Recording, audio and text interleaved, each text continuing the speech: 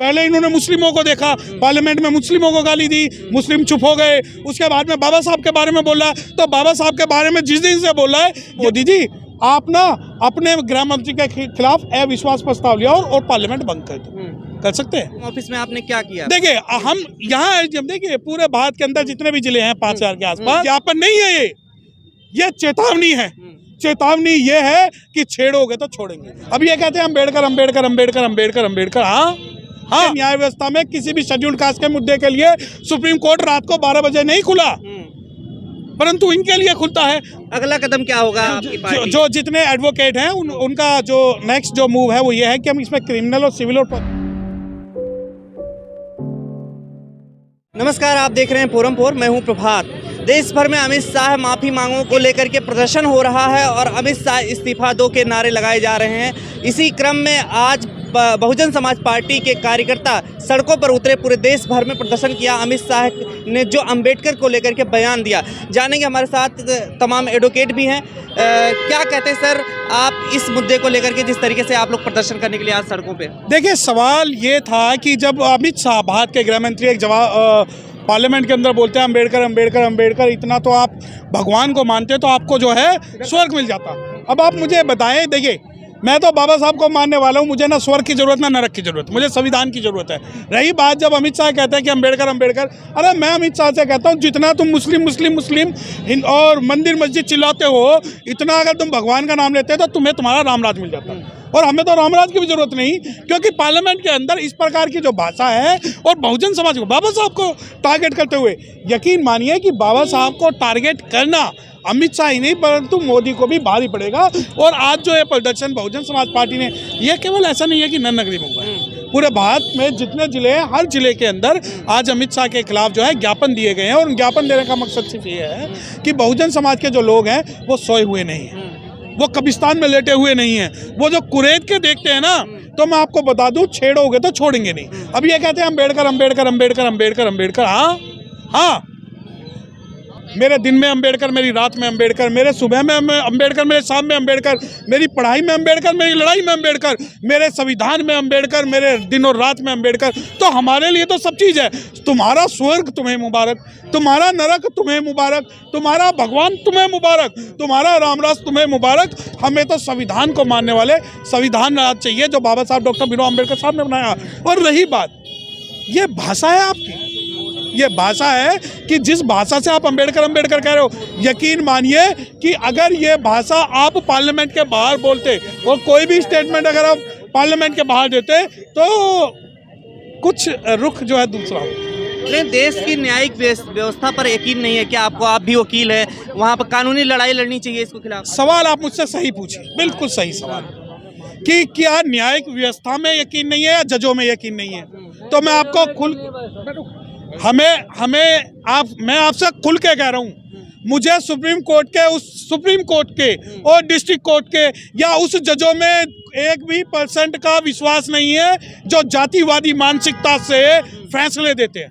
अब एक Dalvinder Singh versus state का एक जजमेंट था जिसमें सुप्रीम कोर्ट ने जो है सब क्लासिफिकेशन ऑफ रिजर्वेशन कर दिया था।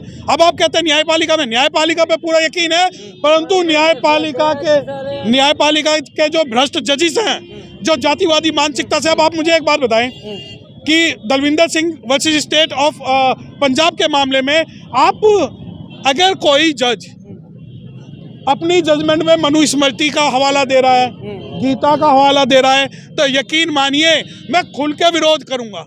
अब आप कहते हैं न्यायपालिका, ये जो पार्लियामेंट के अंदर जो सवाल उठते हैं या जो भी गलत चीजें होती हैं वो न्यायपालिका में क्वेश्चनेबल नहीं होते। दूसरी बात, आप कहते हैं न्यायपालिका ये एक प्योर एग्जीक्यूटिव और राजनीतिक भाषण है, और अगर अमित शाह को इम्यूनिटी ना होती तो बना देती। लेकिन गृह मंत्री हैं आप, माफी मांगने के लिए कह रहे हैं, इस्तीफा देने के लिए कह रहे हैं, क्या लगता है आपको इस्तीफा देंगे? देखिए हमारा जो टारगेट है वो सिर्फ और सिर्फ इस्तीफा नहीं है। हमारा जो टारगेट है, यकीन मानिए पार्लियामेंट के अंदर सांसद रमेश भिदोड़ी ने दानिश अली को मुस्लिम कह के गालियां दी थी। उसके बाद बाबा साहब के बारे में अमित शाह ने कुछ बोला। हमारी जो लड़ाई है वो लड़ाई ये है कि पार्लियामेंट एक बहुत पवित्र स्थान है जहां हमारी आवाज़ उठनी चाहिए, और उस पवित्र स्थान के अंदर कोई भी व्यक्ति हो, चाहे वो कांग्रेस हो, चाहे वो भाजपा हो, चाहे वो समाजवादी पार्टी हो, वो किसी भी प्रकार से बहुजन समाज का, बहुजन समाज के लीडर्स का, बाबा साहब डॉक्टर भीमराव अंबेडकर का अपमान ना करे। अब आप कहते हैं कि न्यायपालिका, हाँ मैं तो न्यायपालिका के खिलाफ भी प्रोटेस्ट करता हूँ। मैं तो राजस्थान के अंदर जो लगी हुई मनु की मूर्ति है उसके भी खिलाफ में हूँ, और मैं तो दलविंदर बनाम पंजाब राज्य के मामले में जब वो रामचरितमानस को कोट करते हैं मैं उसके भी विरोध में हूँ। और अगर कोई जज ये कहेगा कि मोरनी जो है मोर के आंसुओं से गर्भवती होती है तो मैं उसका भी विरोध करूँगा। राहुल गांधी के खिलाफ एफआईआर हो जाती है, लेकिन अमित शाह के खिलाफ एफआईआर नहीं होती। देखिए, मैं राहुल गांधी का प्रवक्ता नहीं हूँ। नहीं, मैं बात कह रहा हूं, नहीं, अगर विपक्ष के नेता के खिलाफ नहीं, FIR हो जाती मुझे एक बार, आप विपक्ष कैसे कह सकते हैं? आप सभी मीडिया वाले कहना चाहते हैं कि अमित शाह ने जो बयान दिया उस बयान के खिलाफ हमें कांग्रेस के साथ खड़ा होना चाहिए। राहुल गांधी दूध के दूल्हे हैं। राहुल गांधी भारत जोड़ो यात्रा करते हैं, भारत न्याय यात्रा करते हैं, पूरे भारत में पैदल घूमते हैं। किसी भी बाबा साहब की स्टैचू पे माला चढ़ाते हैं राहुल गांधी? क्या राहुल गांधी जब पार्लियामेंट के अंदर से बाबा साहब डॉक्टर भीमराव अंबेडकर साहब की स्टैचू हटाई गई उस बारे में कोई भाषण देते हैं? क्या राहुल गांधी कुमारी शैलजा को जब हरियाणा के अंदर जाति सूचक गालियां दी गई, क्या राहुल गांधी उस मामले में कोई डिसीजन लेते हैं? क्या राहुल गांधी जब विपक्ष के नेता के सुरेश जो शेड्यूल कास्ट कम्युनिटी से आते हैं उसको बनाने का दम रखते हैं? मीठा मीठा गप गप फीका फीका थू थू। आपको ये लगता है कि शेड्यूल कास्ट अमित शाह के भाषण के अगेंस्ट जो है राहुल की रहनुमाई स्वीकार कर लेंगे? देखिए, मैं कांग्रेस की चवन्नी की भी मेंबरशिप और उसकी जो अधीनता स्वीकार नहीं करूंगा, क्योंकि बाबा साहब ने मुझे ऐसा कहा। मैं इसलिए कह रहा हूं, कानून क्या सबके लिए समान नहीं है? क्या राहुल गांधी के लिए समान नहीं है, अमित शाह के लिए समान नहीं है? देखिए, अमित शाह, अब आप दोनों का ना, अब मैं आपसे लॉ की बात करता हूँ।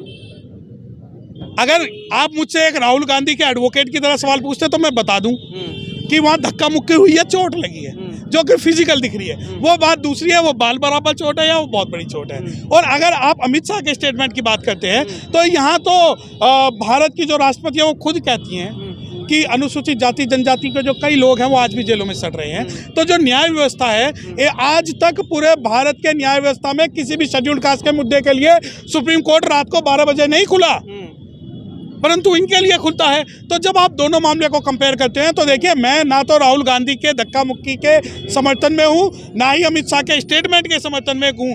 ये नूरा कुश्ती, एक बात बताएं ना, 26 नवंबर 2024 को जब पहली बार पार्लियामेंट सदन बैठा और उस दिन जो लॉ डे था, विपक्ष ने बहिष्कार क्यों किया?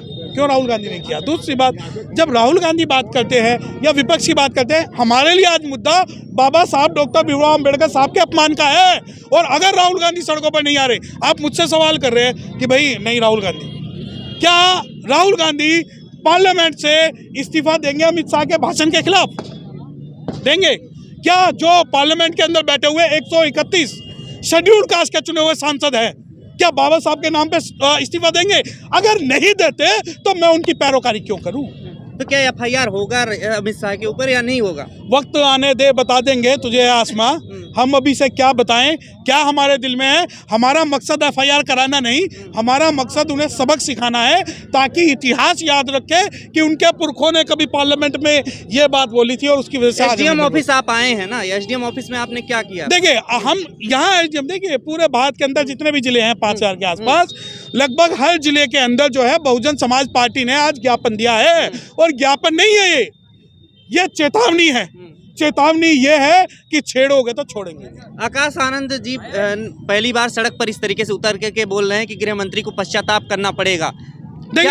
देखिए, आकाश आनंद जी पहली बार नहीं, ऐसा कई बार मेरे नॉलेज के हिसाब से कई बार बोला है। परंतु आज जो पॉजिटिव चीज है वो ये है कि आज बहुजन समाज के युवा भी आकाश आनंद जी के साथ लगे हुए हैं। और पॉजिटिव चीज ये है कि आज बहुजन समाज पार्टी, जिसे दिल्ली में कहते थे खत्म हो गई, कोई अस्तित्व नहीं है, सड़कों पर नहीं आती, इनके कार्यकर्ता नहीं है, वो सभी लोग आज सड़कों पर थे। और सिर्फ किसी राजनीतिक कारण से नहीं थे, वो सभी इस कारण से थे कि बाबा साहब डॉक्टर भीमराव अंबेडकर साहब का अपमान हुआ है और उस अपमान का बदला लेने करने के लिए ये बहुजन समाज पार्टी के सिपाही तैयार हैं। और यकीन मानिए, मुर्दों की बस्ती में आवाज़ देने से मुर्दे नहीं खड़े होते, परंतु जिंदा लोगों की बस्ती में अगर आप आवाज़ दोगे तो तुम्हारी नस्लें भी बदल। मोदी जी भी तो साथ खड़े हैं ना, मोदी जी भी सफाई दे रहे हैं, एक तरीके से सपोर्ट कर रहे हैं कहीं ना कहीं। देखिए आप, मैं आपको एक बात बता दूं, मोदी हो या राहुल गांधी हो, मेरा विरोध दोनों से है।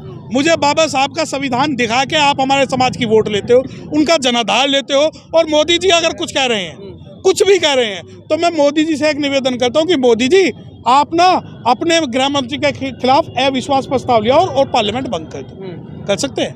नहीं होगा ऐसा। कर सकते हैं। आप एफआईआर की बात कर रहे हो, मैं यकीन मानिए अगर पार्लियामेंट में सिर्फ 2 ही समय ऐसे थे, एक बाबा साहब डॉक्टर भीमराव अंबेडकर साहब का समय और बहन कुमारी मायावती जी का समय, जब बहन कुमारी मायावती ने ना बोलने के कारण पार्लियामेंट से इस्तीफा दिया था और बाबा साहब ने हिंदू कोड बिल पे अपनी बात रखने के कारण जो इस्तीफा दिया था, और अगर आज पार्लियामेंट में अगर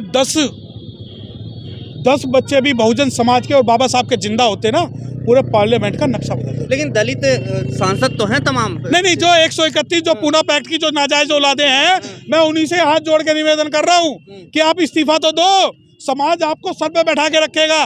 परंतु आज ये बात साबित होती है कि वो लोग ना तो बहुजन समाज के प्रतिनिधित्व हैं, ना जो शेड्यूल कास्ट कम्युनिटी के प्रतिनिधित्व हैं, वो सिर्फ और सिर्फ मलाई खाने के लिए जो है। राष्ट्रपति जी से क्या कहेंगे, जो एक कह रहे थे कि राष्ट्रपति जी तो इस तरीके से समुदाय से आती हैं?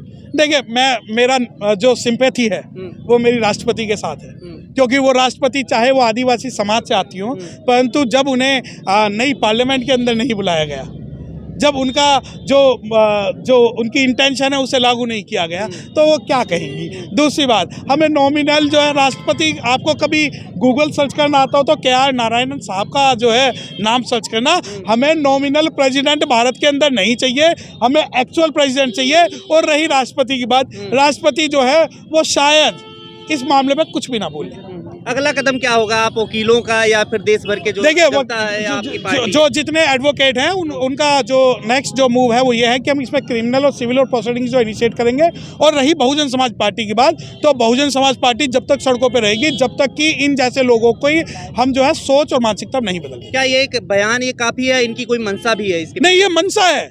ये देख रहे हैं कुरैद के बहुजन समाज के लोगों को कि कहीं ये जागे हुए हैं, सोए हुए हैं। ये गृह युद्ध लागू करना चाहते हैं। पहले इन्होंने मुस्लिमों को देखा, पार्लियामेंट में मुस्लिमों को गाली दी, मुस्लिम चुप हो गए। उसके बाद में बाबा साहब के बारे में बोला, तो बाबा साहब के बारे में जिस दिन से बोला है, यकीन मानिए भारत के हर कोने में आपको कोई ना कोई बाबा साहब डॉक्टर भीमराव अंबेडकर का फोटो लेकर खड़ा मिलेगा, और सब ये कहते हैं कि मैं भी अंबेडकर। तो जब ये है, ये एक एक्सपेरिमेंट है। ये इन्होंने 2 अप्रैल 2018 का एक्सपेरिमेंट देखा, जिसके अंदर हमने SC/ST एक्ट को जो इन्फेक्चुअस करने की जो बात थी, उसे जो हमने पुनः लागू करवाया। और उसके बाद जो अब है, अब जो ये बाबा साहब का जो स्टेटमेंट है, उस स्टेटमेंट के बाद में ये समाज को कुरेदने की कोशिश कर रहे हैं कि इस समाज की प्रतिक्रिया क्या होगी। और यकीन मानिए, ये समाज कल भी जिंदा था, आज भी जिंदा है और कल भी जिंदा है। अंतिम सवाल ये है कि क्या अगर माफी मांग लेते हैं अमित शाह जी तो मामला शांत हो जाएगा? नहीं, हमारी लड़ाई माफी की नहीं है। माफी वो मांग सकते हैं, हमारी लड़ाई है कि इनकी आने वाली पुश्तें भी बाबा साहब डॉक्टर भीमराव अंबेडकर साहब के बारे में अगर गलत बोलती है तो उन्हें भी सतर्क होना पड़ेगा। माफी मांगना हमारी लड़ाई। ठीक, बहुत बहुत शुक्रिया सर। खबरों में बने रहने के लिए फोरम 4 को सब्सक्राइब करें और नोटिफिकेशन पाने के लिए बेल आइकन दबाएं।